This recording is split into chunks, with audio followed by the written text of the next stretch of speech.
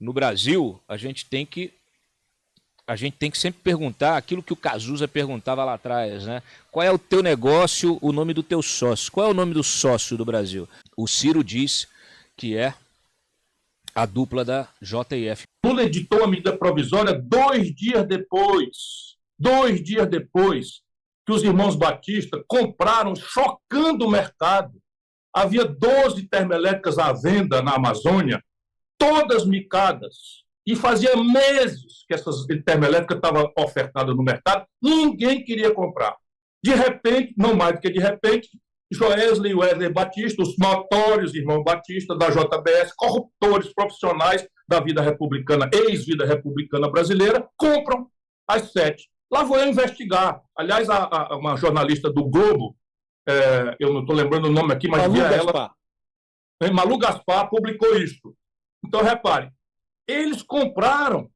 E por que eles compraram isso? Foi o mercado investigar. Ora, eles compraram por quê? Porque uma medida provisória diz no artigo lá que os 150 milhões por mês de prejuízo dessas estatais passam agora a ser pagos pelo Josias de Souza, pela Fabíola Cidral, pelo Thales Faria, pelo Ciro Gomes e pelo Povão, através de um incremento na tarifa de energia elétrica. Ou seja, o prejuízo do negócio que inviabilizou para outras pessoas que não queriam comprar foi estatizado, não, foi tornado popular. O povão vai pagar. Mas tem mais, é muito mais grave.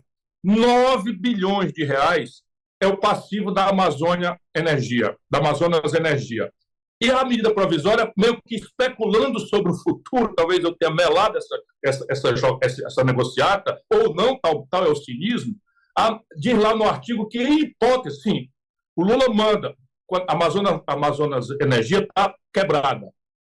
Em circunstância de quebradeira, diz a lei brasileira que é caso de cassação da concessão e assunção pelo Estado para fazer a consolidação, dado que a energia é um bem que não pode descontinuar a oferta. Nós estamos falando de energia do polo industrial de Manaus, de onde sai 8% da produção industrial brasileira, só para dar um exemplo prático. Pois bem, o que o Lula faz? Ao invés de cumprir a lei, manda a Agência Nacional de Energia Elétrica dar um jeito de flexibilizar os problemas da Amazonas Energia, e diz que, em caso da iniciativa privada comprar a Amazonas Energia, o passivo de 9 bilhões de reais dela vai ser convertido, olha, meu irmão, em ações do sistema Eletrobras, que, por sua vez, está controlado pelos os três controladores das Americanas, a grande turbofraude das Americanas, que também foi denunciado na newsletter com detalhes, mostrando que quem presidia a reunião do Conselho de Administração, ainda que não fosse formalmente membro dela, era o Sicupira.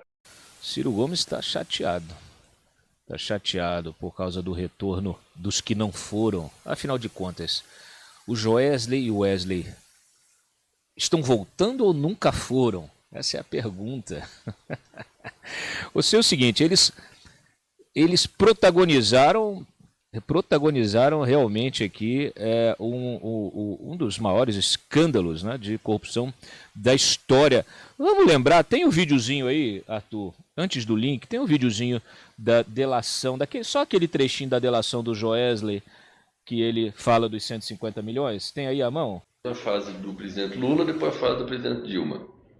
Na fase do presidente Lula, chegou acho que nos 80 milhões de dólares. Depois na Dilma chegou nos 70.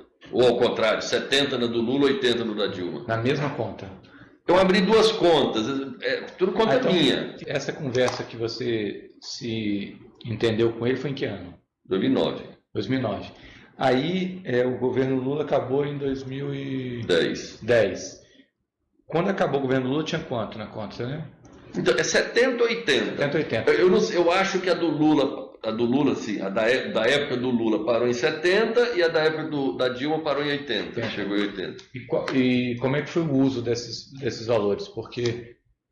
Depois gastou toda a campanha. O ministro Guido se manteve no Ministério da Fazenda com a eleição da presidente Dilma. Isso. E o esquema continuou. Fazer um negócio... A única coisa é que ele pediu para me abrir outra conta. Foi aí a primeira vez que eu desconfiei que o dinheiro não era dele. Eu também não sabia se ele estava falando aquilo, enfim, para me induzir a pensar que não era dele. Aí quando trocou o governo... Que esse negócio dele é relativo, porque né, o que ele vai fazer depois com o dinheiro... eu não sabia. O trato era com ele. Meu trato era com ele. Eu digo assim, meu trato sempre foi com ele. Não era com o partido, com campanha? Não. Mas quando eu digo assim, quando terminou o governo Dilma, eu não me lembro qual foi o primeiro... Terminou o governo Lula, qual foi o primeiro negócio que nós fizemos no governo Dilma, que eu fui depositar na conta, e ele falou, não, agora tem que abrir outra conta. Eu falei, por que abrir outra conta?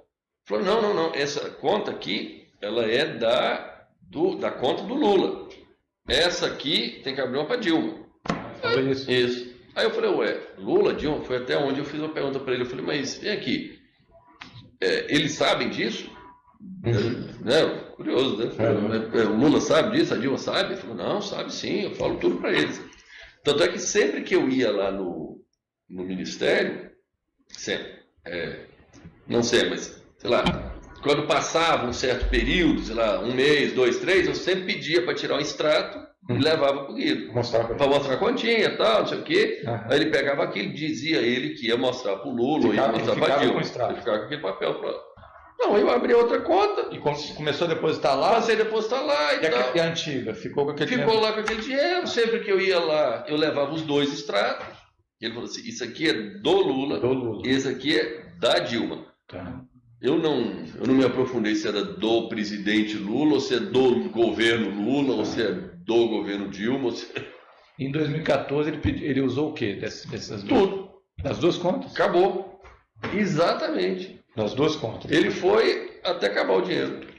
Isso também eu achei muito curioso. Somando as duas, tinha quanto em 2014? 150 de dólar. 150, né? Isso. 150 que o dólar era 2, deu 2 e pouco, né? Deu 300 e tantos milhões, que foi o que nós doamos. É bom, né, a gente sempre resgatar um pouquinho da nossa história recente para contextualizar e para que as pessoas tenham foco. Tem muita gente aí se perdida, né, na imprensa, na oposição, muita gente perdida nesta narrativa de ABIN, paralela, não sei o quê. Cara, deixa isso com a justiça. Olha o que está acontecendo neste momento. Eu vejo os canais, inclusive canais de direita, de influenciadores bolsonaristas, de direita, etc. Todo mundo martelando, preocupado com esse negócio da ABIN paralela, tentando defender o governo, o Bolsonaro, né, o ex-governo, o Bolsonaro, etc. e tal. Senhores e senhoras, vocês estão tracionando a pauta que eles querem.